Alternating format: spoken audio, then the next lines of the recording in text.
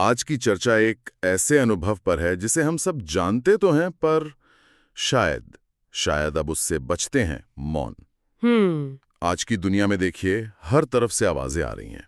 Traffic का शोर है, टीवी की आवाज, फोन पर वो लगातार आते नोटिफिकेशंस। हाँ, ऐसा लगता है जैसे खामोशी एक बहुत ही दुर्लभ चीज बन गई है। बिल्कुल।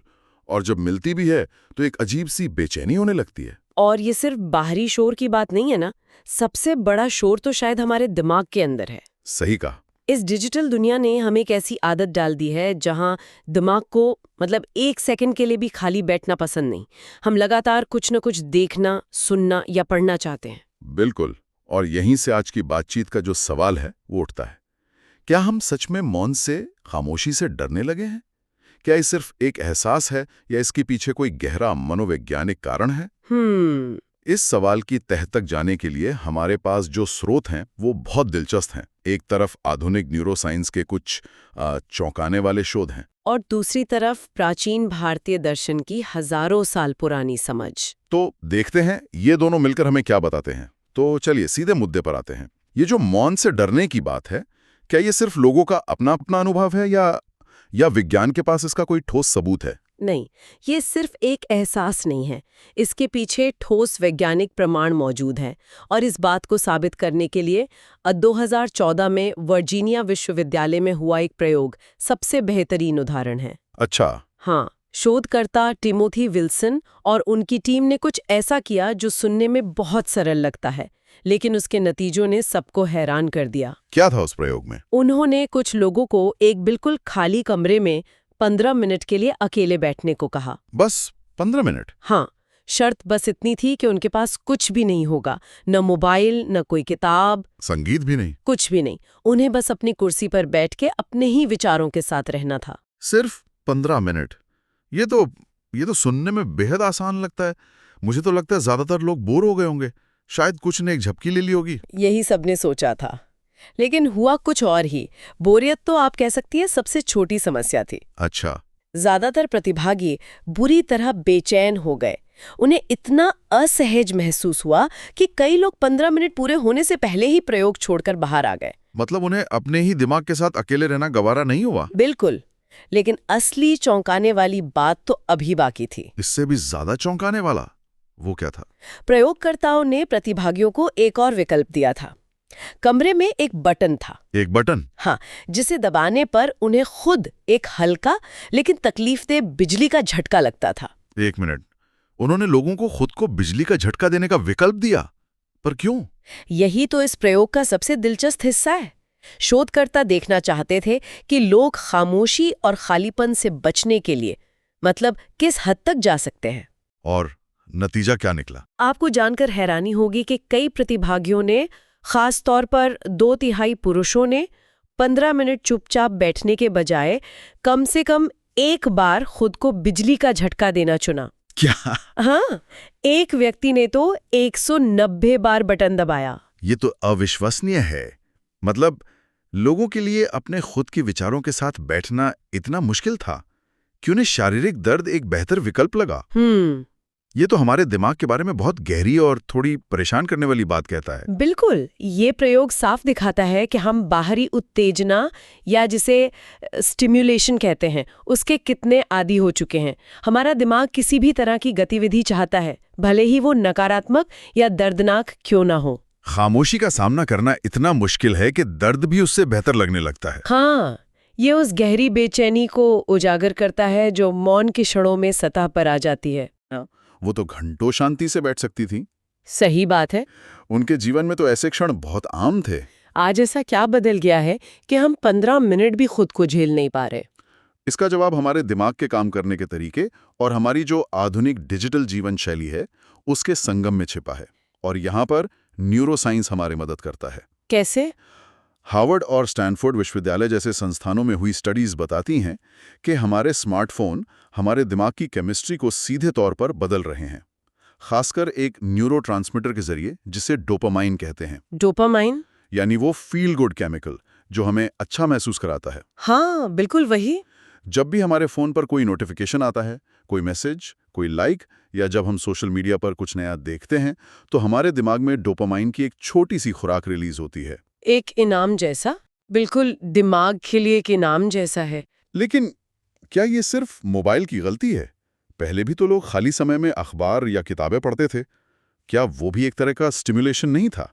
आज ऐसा क्या अलग है? ये एक बहुत अच्छा सवाल है। अखबार या किताब पढ़ना भी स्टिम्युलेशन है, लेकिन उसमें और स्मार्टफोन में एक बहुत बड़ा फर्क है। क्या फर्क है? अखबार एक सीमित और कह सकते हैं प्रिडिक्टेबल अनुभव है। आपको पता है कि खबरें कहाँ खत्म होंगी। लेकिन स्मार्टफोन वो एक अंतहीन स्लॉट मशीन की तरह है। Slot machine? हाँ, आप स्क्रॉल करते जाते हैं और आपको नहीं पता कि अगला इनाम, चाहे वो कोई मजेदार वीडियो हो, किसी दोस्त का मैसेज हो या कोई ब्रेकिंग न्यूज़, कब और क्या मिलेगा। ये जो अप्रत्याशित इनाम है वो दिमाग को और भी ज्यादा आदी बना देता है। मतलब दिमाग को इन छोटे छोटे तुरंत मिलने वाले इनामों की लत लग जाती है। सही पकड़ा। और जब उसे ये इनाम नहीं मिलता, जैसे कि खामोशी के क्षणों में, तो उसे बेचैनी होने लगती है। आपने बिल्कुल सही समझा।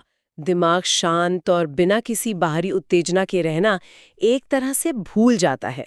उसे ये खालीपन जैसा लगता है। और इसका असर हम हर जगह देखते हैं। हर जगह। लिफ्ट में 2 मंजिल के सफर में भी लोग फोन निकाल लेते हैं। ट्रैफिक सिग्नल पर गाड़ी रुकते ही पहली नजर फोन पर जाती है।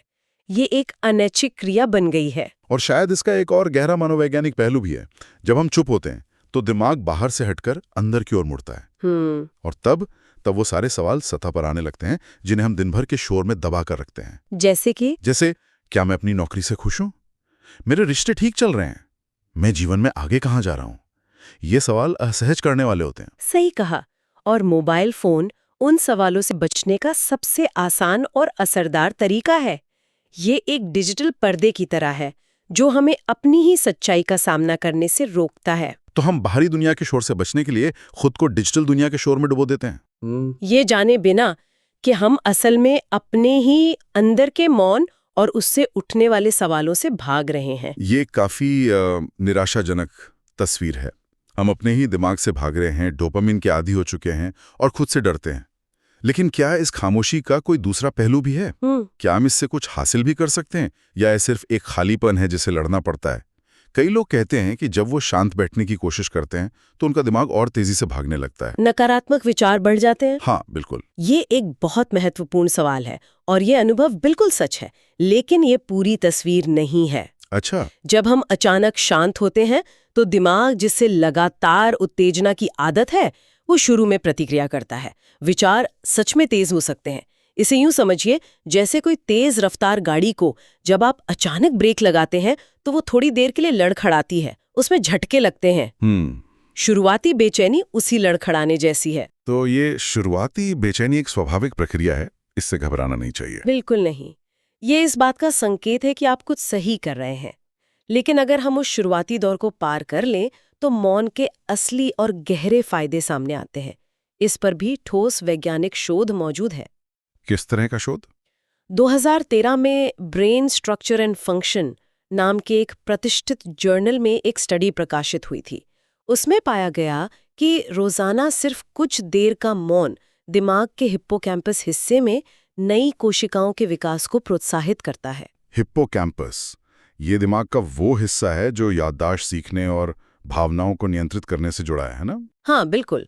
तो इसका मतलब ये है कि मौन दिमाग को सिर्फ शांत ही नहीं करता, बल्कि उसे शारीरिक रूप से बेहतर और मजबूत बना सकता है। ये दिमाग की न्यूरोप्लास्टिसिटी को बढ़ाता है।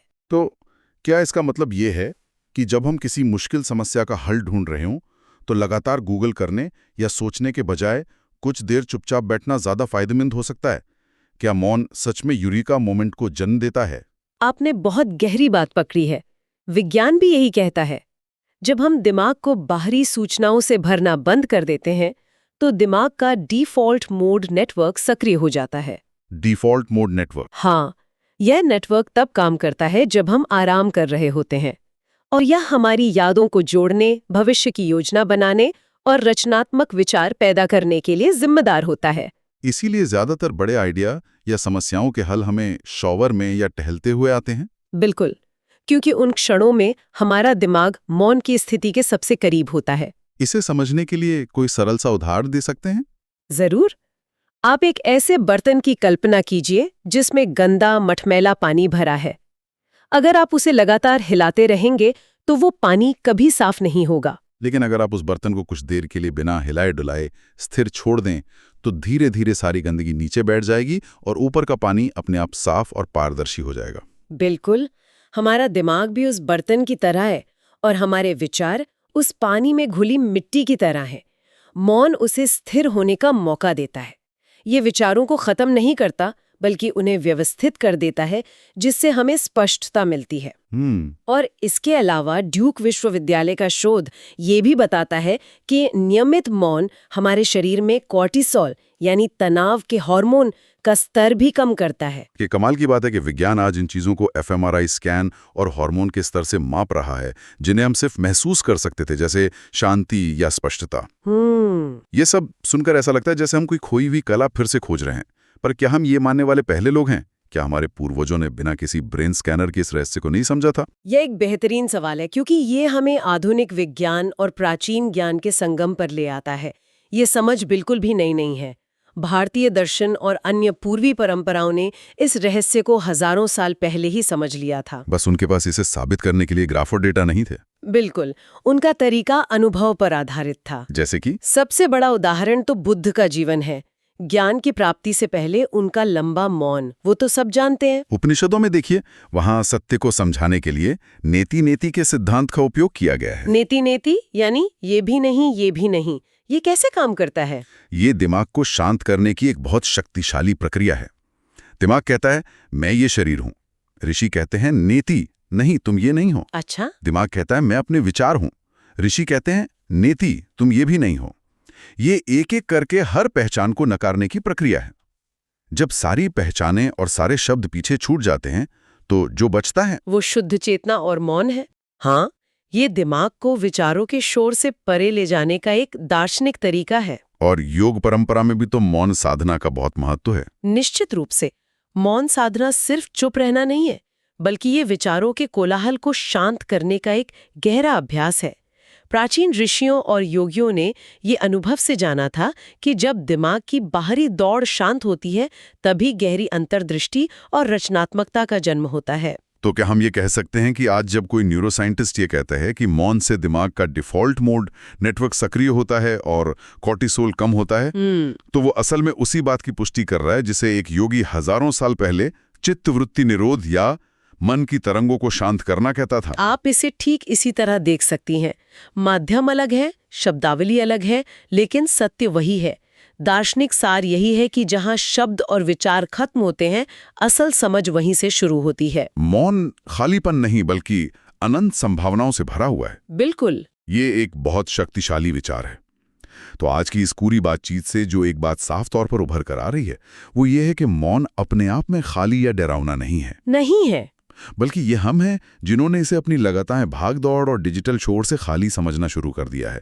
हमने खुद को इतना व्यस्त कर लिया है कि खामोशी अब एक अपरिचित और असहज स्थिति लगने लगी है। और इसी अपरिचित स्थिति को फिर से परिचित बनाने के लिए एक छोटा लेकिन बहुत प्रभावी कदम उठाया जा सकता है। तो हमारे श्रोताओं के लिए कोई व्यावहारिक तरीका, कोई ऐसा प्रयोग जिसे वे अपने जीवन में आजमा सकें? मैं एक बहुत ही सरल और शोध आधारित अभ्यास का सुझाव दूंगी, जिसे माइंडफुलनेस के अध्ययनों में अक्सर इस्तेमाल किया जाता है। इसे हम 5 मिनट साइलेंस रूल कह सकते हैं। ये सुनने में काफी सरल लगता है। ये कैसे काम करता है? विधि बहुत ही सीधी है। रोजाना एक निश्चित समय चुनें, सुबह या शाम, जब आपको कोई परेशान ना करे, बस 5 मिनट के लिए। सिर्फ 5 मिनट? हाँ, अपना मोबाइल साइलेंट करके कहीं आराम से बैठ जाएं और आंखें बंद कर लें। आपको कोई मंत्र नहीं जपना है, किसी खास तरीके से सांस नहीं लेनी है या ध्यान करने की कोई कोशिश भी नहीं करनी है। बस बैठना है खामोशी के साथ। बस बैठना है खामोशी के साथ। आपके दिमाग में विचार आएंगे, उन्हें आने दीजिए। शरीर में बेचैनी हो सकती है, उसे महसूस कीजिए, बस प्रतिक्रिया मत दीजिए। ये तो प्रयोग जैसा ही लग रहा है। हाँ, और सच कहूं तो जब मैंने इसे पहली बार आजमाया था तो 2 मिनट भी बैठना मुश्किल था। मेरा दिमाग चीख रहा था कि फोन उठाकर देख लूं या कुछ काम कर लूं। तो फिर इसमें फायदा क्या अगर ये इतना असहज है? यहीं पर एक बहुत महत्वपूर्ण संकेत छिपा है। अगर इस अभ्यास के दौरान आपको बेचैनी महसूस होती है या आपका मन बार बार फोन उठाने को करता है, तो इसे एक नकारात्मक संकेत न समझें, तो क्या समझें? बल्कि इसे एक सकारात्मक संकेत समझें। सकारात्मक? बेचैनी सकारात्मक कैसे हो सकती है? इसका मतलब है कि आप सही दिशा में हैं।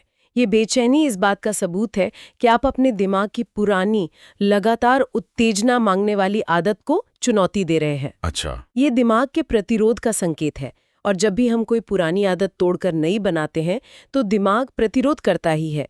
तो इस बेचैनी से घबराएं नहीं, बस उसके साथ 5 मिनट तक बने रहें। धीरे धीरे कुछ दिनों में आपका दिमाग इस नई शांति के साथ सहज होना सीख जाएगा। ये एक बहुत ही व्यावहारिक और शक्तिशाली सुझाव है, और इसी विचार के साथ हम आज की इस चर्चा को समाप्त करते हैं। लेकिन श्रोताओं के लिए एक अंतिम विचारोत्तेजक प्रश्न छोड़ जाते हैं। जरूर। अगर बाहरी दुनिया के शोर से बचने के लिए हम खुद को लगातार डिजिटल दुनिया के शोर में डुबो रहे हैं, तो क्या हम असल में खामोशी से भाग रहे हैं या खुद अपने ही विचारों के शोर से?